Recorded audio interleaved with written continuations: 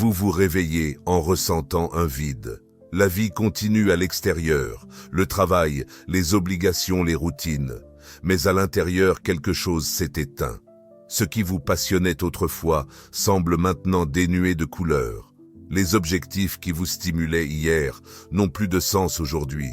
Vous sentez que vous êtes vivant, mais que vous n'habitez pas votre propre vie. Peut-être essayez-vous de faire comme si de rien n'était. Vous tentez de poursuivre avec productivité, positivité, distraction, mais quelque chose persiste.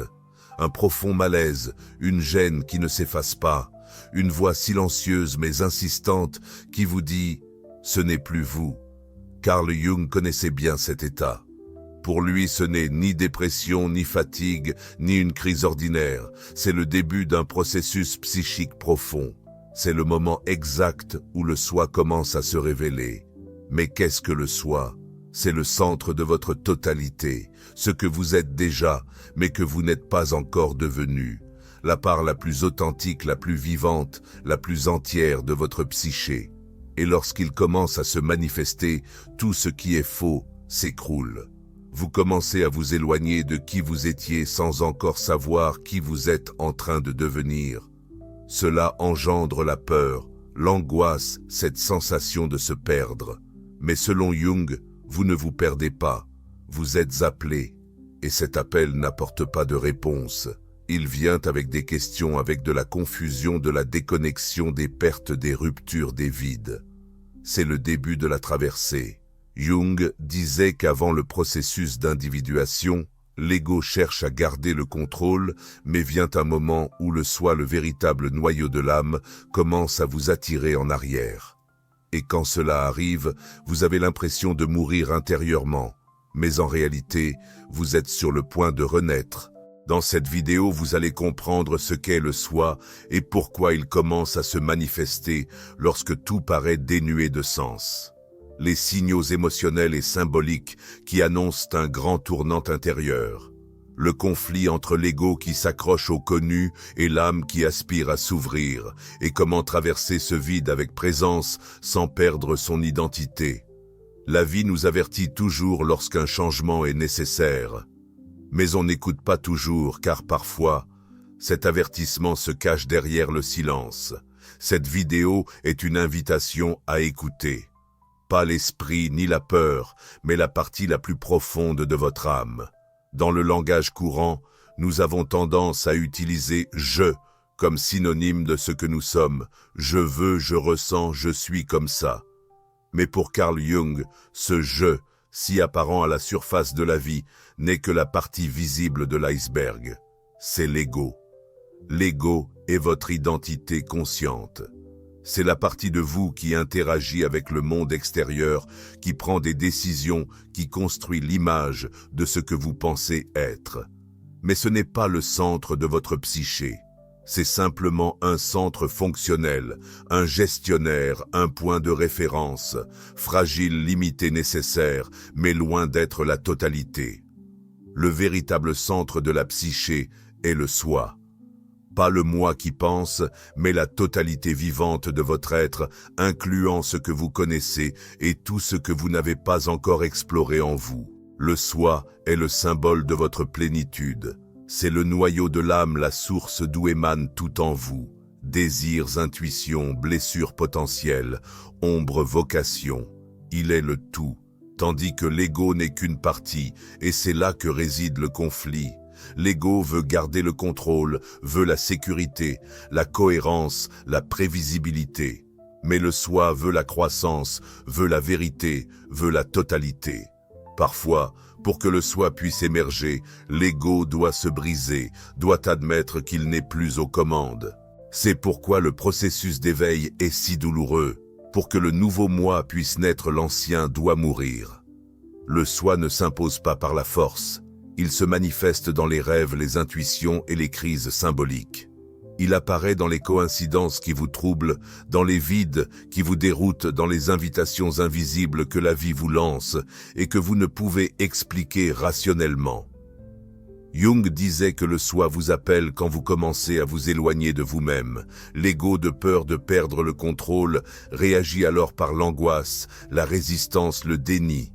Mais plus vous tentez de maintenir les choses telles qu'elles sont, plus l'inconfort grandit, car le soi refuse d'être ignoré indéfiniment.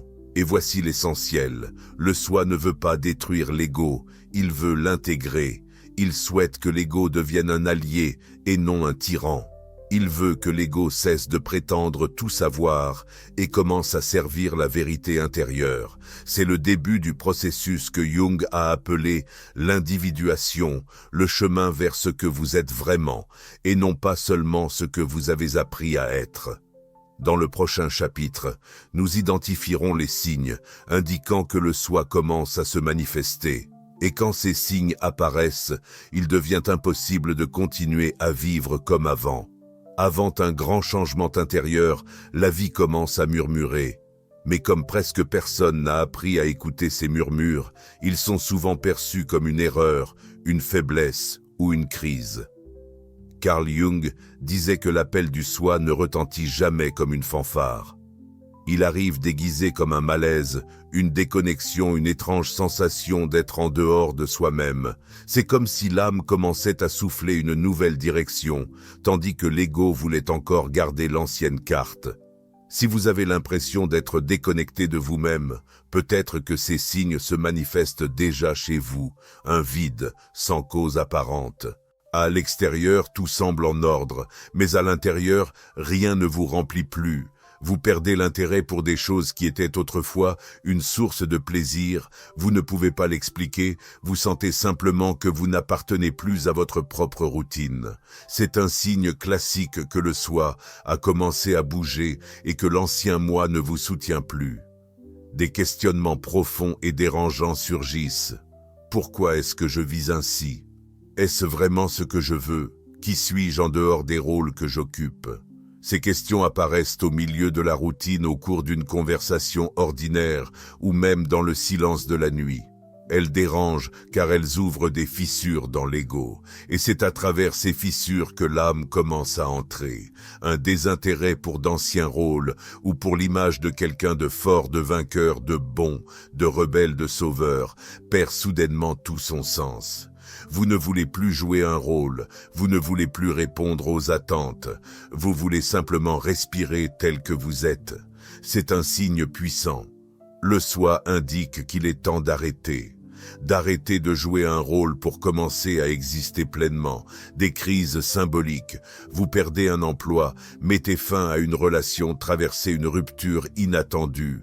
Ces événements extérieurs sont des déclencheurs symboliques. Ils brisent l'ancienne structure et créent un espace où le nouveau peut émerger. Jung disait que dans ces moments, ce n'est pas le monde qui s'effondre, c'est l'ego. Et quand il tombe, le soi a la chance d'apparaître. Oui. La sensation que la vie vous appelle à quelque chose de plus grand est subtile, mais bien présente, comme s'il y avait quelque chose de plus qui vous attend. Vous ne savez pas quoi, vous ne savez pas comment, mais vous ressentez, vous devinez. Vous réalisez que si vous continuez à vivre de la même façon, vous vous sentirez mal à l'intérieur. C'est l'appel, et il ne disparaît pas. Il ne vous force pas mais attend que vous vous arrêtiez, que vous écoutiez et acceptiez de franchir le portail. Dans le prochain chapitre, nous parlerons de ce moment de passage, la fameuse nuit sombre de l'âme où l'ancien ne sert plus et que le nouveau n'est pas encore né. Il arrive un moment dans la vie où tout ce que vous avez construit avec effort commence à s'effondrer. Mais pas de l'extérieur vers l'intérieur, plutôt de l'intérieur vers l'extérieur. Vous continuez à respecter vos engagements, à suivre vos routines, à garder les apparences, mais à l'intérieur quelque chose s'est effondré. Le sol qui vous soutenait a disparu. Ce moment, selon Jung, n'est pas une erreur, c'est une traversée. Les mystiques appelaient cet état la nuit noire de l'âme. Jung reconnaissait comme un symbole universel l'effondrement de l'ancienne structure de la conscience afin qu'une nouvelle forme d'être puisse émerger. Mais le problème, c'est que personne ne vous apprend à traverser ce vide.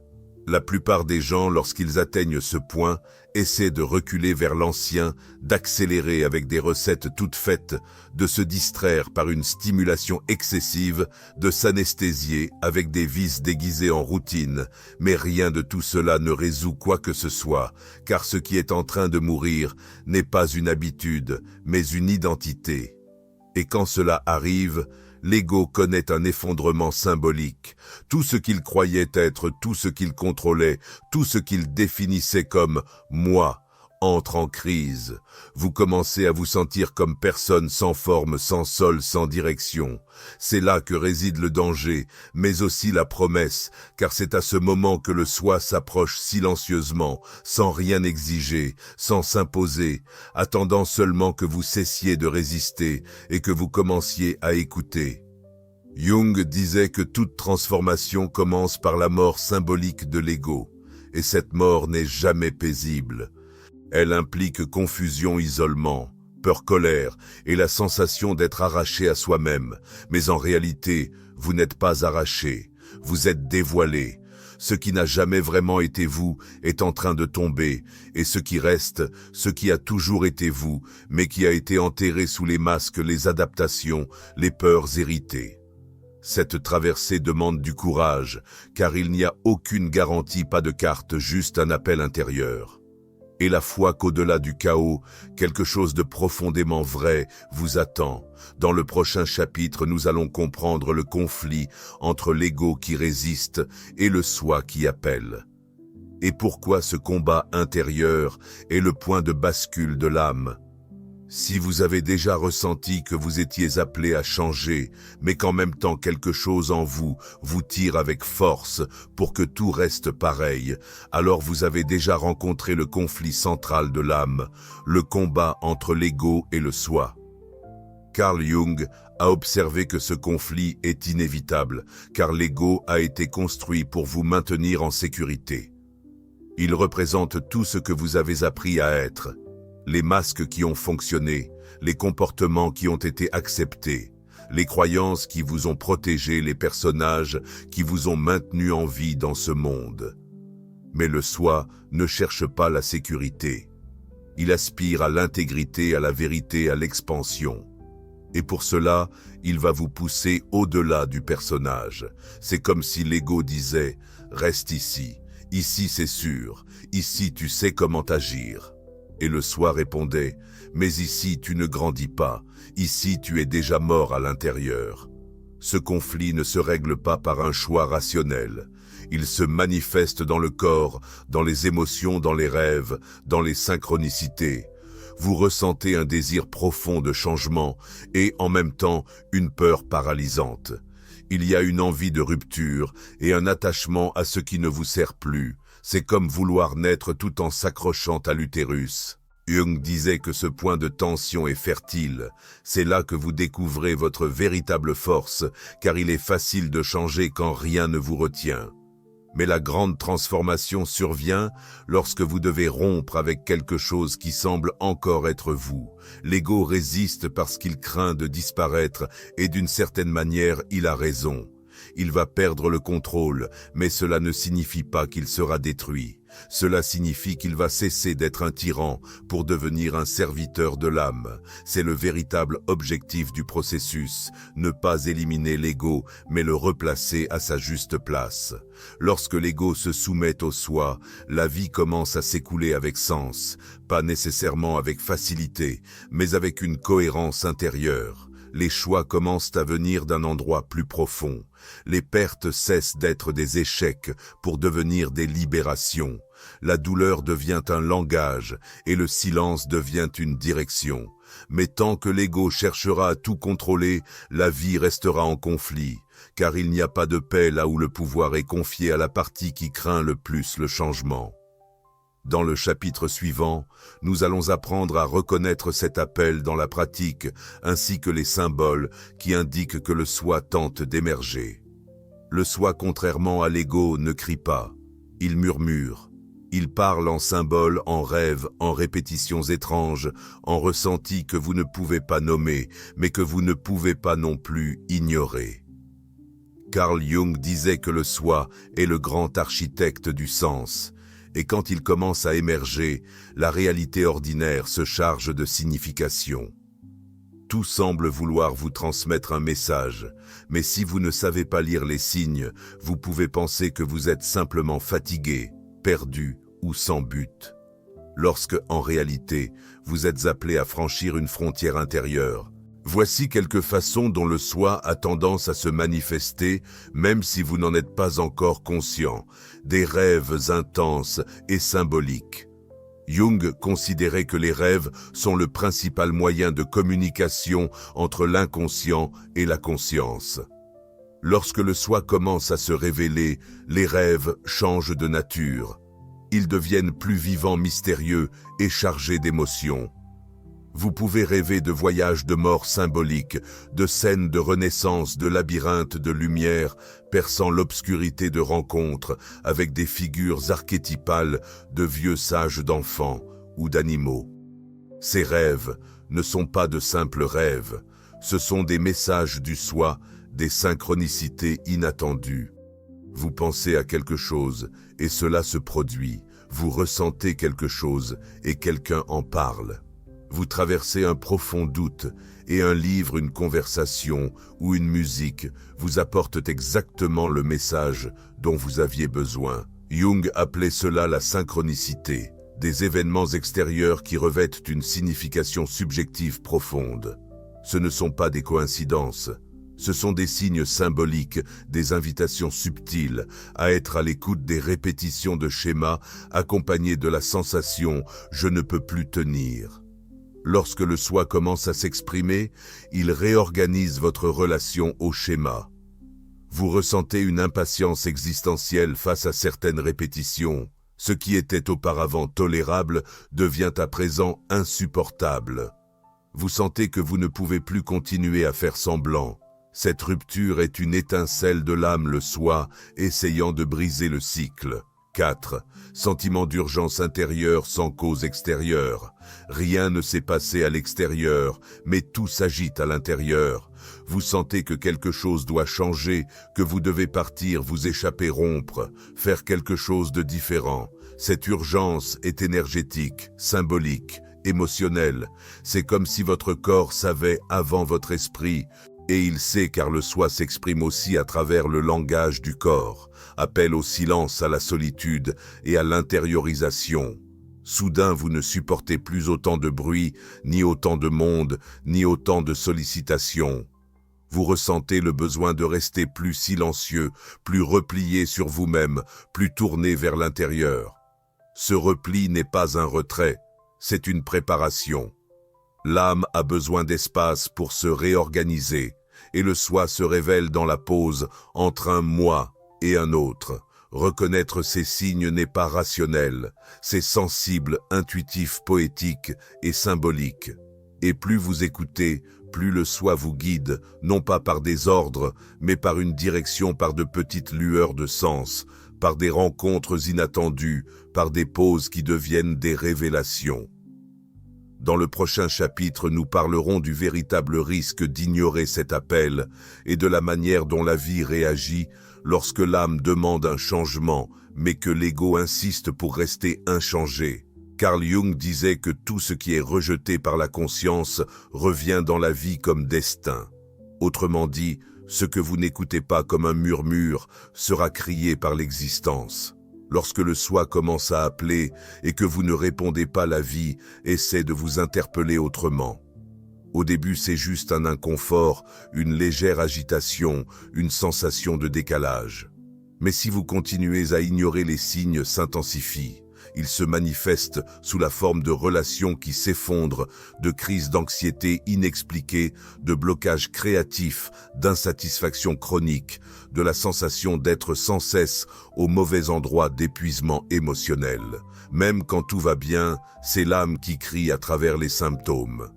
Et le véritable risque est que vous confondiez cet appel avec un échec ou un problème personnel, et que vous cherchiez à le faire taire avec des distractions, de la suractivité, des médicaments ou des échappatoires spirituels. Mais rien de tout cela ne fonctionne à long terme, car vous n'êtes pas malade. Vous êtes en plein processus de renaissance. Et si ce processus est interrompu, si l'ego reprend le contrôle de manière plus rigide, si vous continuez à nier ce qui est déjà en train de mourir, alors le soi va se replier. Mais il ne disparaît pas. Il attend. Et pendant ce temps, la vie est suspendue. Vous continuez à exister, mais vous ne vivez plus. Vous continuez à fonctionner mais sans âme. C'est le prix de la déconnexion, une existence techniquement correcte mais émotionnellement vide. Un corps présent mais un esprit détaché de soi. Et avec le temps, cela a un coût plus lourd. Une dépression muette, une sensation de mourir en vivant une tristesse inexpliquée, un vide qu'aucun succès ne comble et une fatigue qui ne disparaît même pas avec du repos. C'est le cri le plus silencieux de l'âme, celui de ceux qui ont trahi leur propre vérité. Mais la bonne nouvelle, c'est que le soi n'abandonne pas, il attend, il respecte, il revient. Et chaque fois que vous faites taire le monde et que vous vous écoutez vraiment, même si ce n'est que pour quelques secondes, il vous répond. Peut-être que vous vous êtes senti perdu, confus, fragmenté, comme si vous étiez au seuil de quelque chose sans savoir quoi. Peut-être avez-vous essayé d'expliquer, de contrôler, de rationaliser, mais rien n'a semblé fonctionner.